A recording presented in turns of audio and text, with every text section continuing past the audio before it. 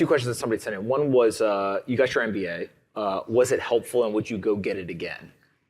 I've gotten this question a lot lately. My little the little shit poster in me from Twitter is like, no, you know. That said, I like to think about it honestly. Like if I had a child today, you have a child, would I? I don't know if anybody's going to allow me that, but say I have one at one point.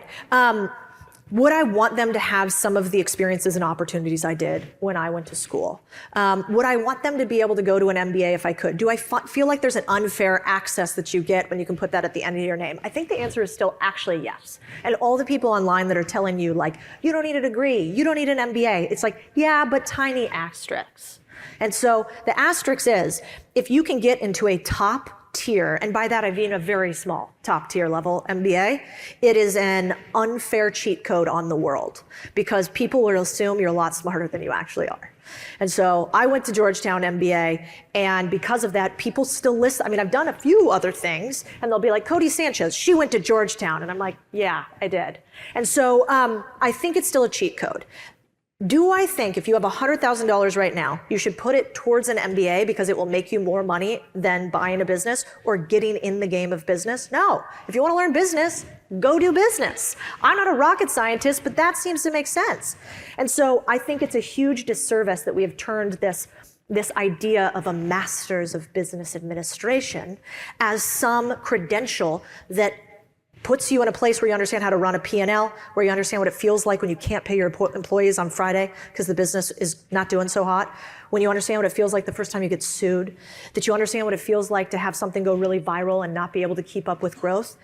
Your teachers have never felt that. They have sat behind a desk trying to tell you the theory of business as told by the Socratic method. That to me is like trying to explain to somebody what sex feels like by watching it on a Hallmark movie.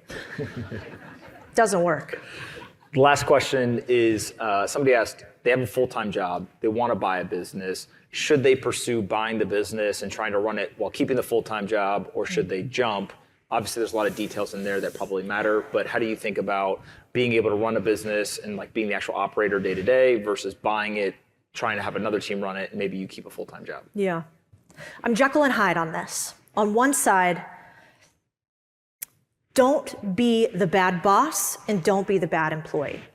If you're going to say that you are dedicating your life to a pursuit, whether it's in a career where you own the business or somebody else does, be a person of your word. Why? Because the world's small and people remember. And so if you're going to buy a small business and you work for somebody else, do it the right way. The right way is you don't steal your time from them. We have this theory that like the boss sucks and whatever, but remember, that will be you one day. And I actually believe that karma's a real bitch in business.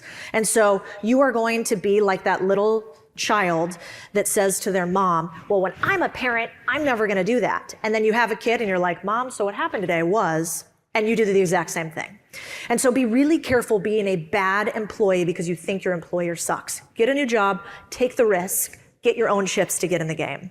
On the other hand, do I think that you should quit your job right now where you're making money in order to go take a huge risk on buying a business and potentially bankrupt yourself or have to sleep on a couch? No. I think the right way to do this is instead of a side hustle, buy a business that allows you enough money to put an operator in and do it in transparency with the business that you're working with, or get a job where that's acceptable, and then go and run the next thing, or take the big risk. I find in life rewards you and the universe rewards you for going all in. Anytime you teeter-toe, the universe is kind of like, this is my woo-woo Austin coming out actually. The universe, it kind of tests you. And your boss is going to find out, and then you're going to panic. This happened to me before, and then I panicked, and I didn't do the thing. And I think I would have had another 0, which would be substantial, behind my name if I had said, okay, fine, I'm going to actually go do the thing right now. So I think the universe rewards risk done at the right time.